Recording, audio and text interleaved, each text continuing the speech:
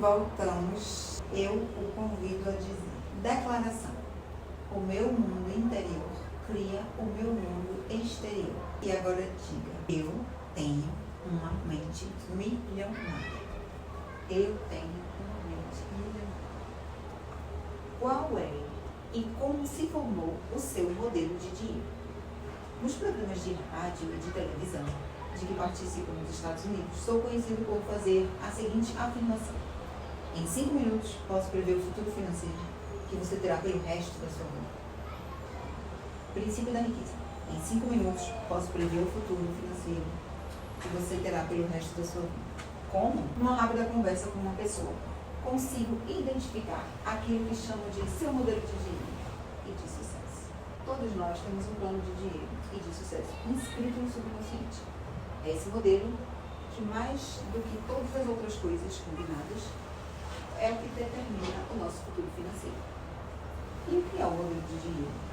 Vou fazer uma analogia aqui com o projeto de uma casa, que é o plano ou o desenho pré-estabelecido para aquela construção. Analogamente, o modelo de dinheiro de uma pessoa é a sua programação, ou o seu modo de pré-estabelecido, ou o seu modo de ser pré-estabelecido com relação às finanças. Quero apresentar a você uma fórmula extremamente importante, que determina como criamos a nossa realidade e a nossa riqueza. Muitos dos mais respeitados professores da área de potencial humano ensinam bases dos seus conhecimentos. Elas se chamam processo de manifestação e tem a seguinte sequência: PSAE. Princípio da riqueza. Pensamentos conduzem os sentimentos conduzem as ações conduzem os resultados. O modelo financeiro de uma pessoa consiste em uma combinação de pensamentos, dos seus sentimentos e das suas ações em questão de dinheiro. Se forma, então, o modelo de dinheiro? A resposta é sim. É simples. Ele se constitui fundamentalmente da informação ou programação que a pessoa recebeu no passado, sobretudo quando era criança.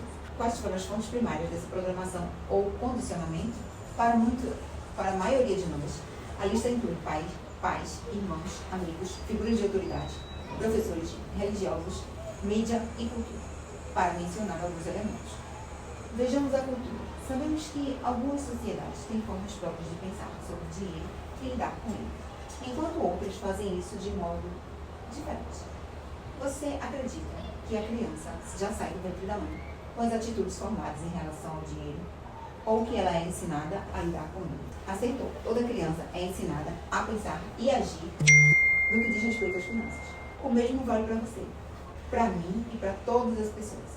Fomos ensinados a pensar e agir de determinada maneira, no que se refere a dinheiro. Esses ensinamentos se transformam no condicionamento, que são todas as respostas automáticas que nos conduzem ao longo da vida. A menos, é claro, que sejamos capazes de intervir e rever os arquivos de dinheiro que temos na nossa cabeça. É exatamente isso que você fará ao longo dessa leitura, deste livro e o que venho ensinando a milhares de pessoas nos meus seminários. Eu disse que pensamentos conduzem sentimentos, sentimentos conduzem ações e ações conduzem resultados. Nesse ponto surge uma pergunta interessante: de onde vêm os seus pensamentos?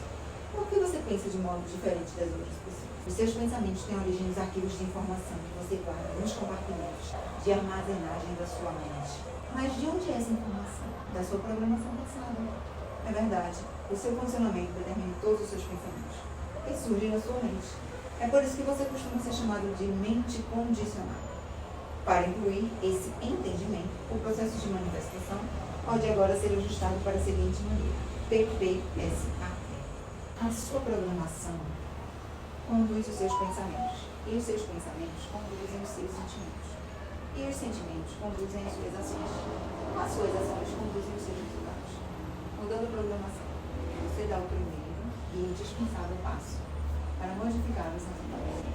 E como ocorre o condicionamento? Ele se estabelece de 3 maneiras principais, em todos os campos da sua vida, inclusive no dinheiro. Programação verbal: o que você ouvia quando era criança. Exemplo: o que você via quando era criança? Que experiência você teve quando era criança? Então é muito importante que você entenda os 3 aspectos do condicionamento. Vou analisar cada um deles mais a fundo. parte 2, você aprenderá a se recondicionar para obter riqueza e sucesso. A primeira influência da programação verbal. Na sua infância, que frase você ouvia a respeito de dinheiro, riqueza e pessoas ricas?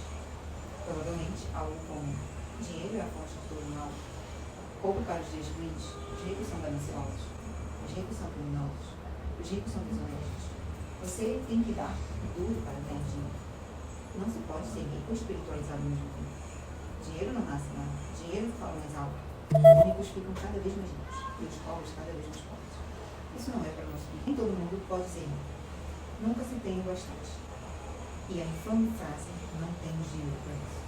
Na minha casa, toda vez que eu pedia dinheiro ao meu pai, ele respondia aos bravos: você acha que eu sou feito de quê? De dinheiro? Indo eu dizia: até que seria bom. Eu pegaria um braço, uma perna e até mesmo um dedo seu. Ele nunca viu. Esse é o problema. Todas as frases que você ouviu sobre o dinheiro quando era criança permanecem no seu subconsciente como parte do modelo que governa a sua vida financeira. O condicionamento verbal é extremamente poderoso. Por exemplo, um dia meu filho Gessé, na época tinha 3 anos de idade, veio correndo até mim, todo animado, e disse: papai, vamos ver o filme das tartarugas ninja.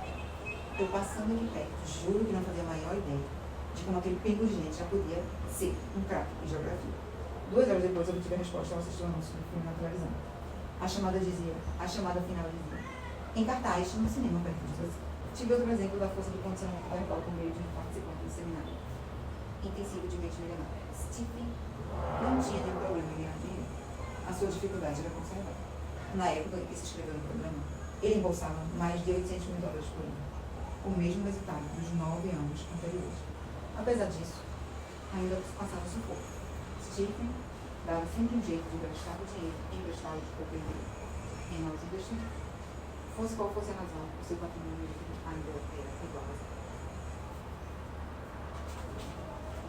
Ele me contou que quando era garoto, a sua mãe costumava dizer: os ricos são gananciosos, eles lucram com o suor dos pobres.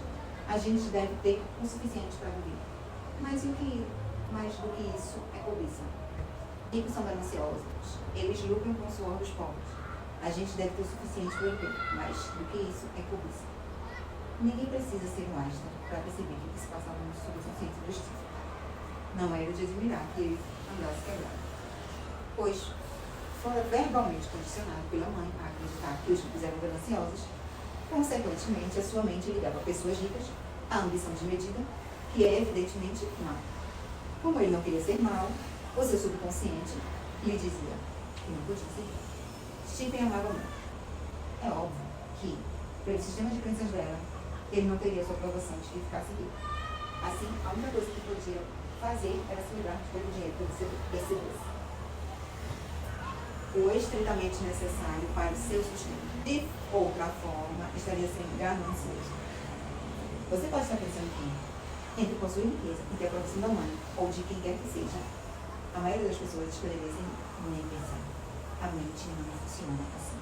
É claro que o dinheiro parece uma boa lógica. É óbvio, é claro que o dinheiro parece ser a escolha lógica. Mas o subconsciente tem que adaptar entre a lógica e as emoções profundamente enraizadas. As emoções quase sempre vencem. O princípio da riqueza. Quando o subconsciente tem que optar entre a lógica e as emoções profundamente enraizadas, as emoções quase sempre vencem. Retornando à história de Stephen, em menos de 10 minutos de curso, usando técnicas experienciais extremamente eficazes, ele conseguiu mudar o seu modelo de dinheiro de modo espetacular. Em apenas 2 anos, passou de falido a milionário. No seminário, Steve começou a compreender essas crenças negativas, eram da sua mãe, não as suas, e se baseavam na programação que ela recebeu no passado. Dei então um passo à frente, ajudando-o a criar uma estratégia para não perder a aprovação dela, caso ficasse rica. Foi muito simples. A mãe do Stephen sempre adorou praia. Ele investiu então numa casa em Nova York, de frente para o mar. Ela vai para lá todo ano, passar verão, e se sente no céu. Ai, eu também me sinto no céu. Ela vai para lá todo ano, passar o verão, e se sente no céu, e ele também. Agora, essa senhora considera fantástico o fato de seu filho ser alguém bem-sucedido financeiramente. E não economiza elogios à sua generosidade.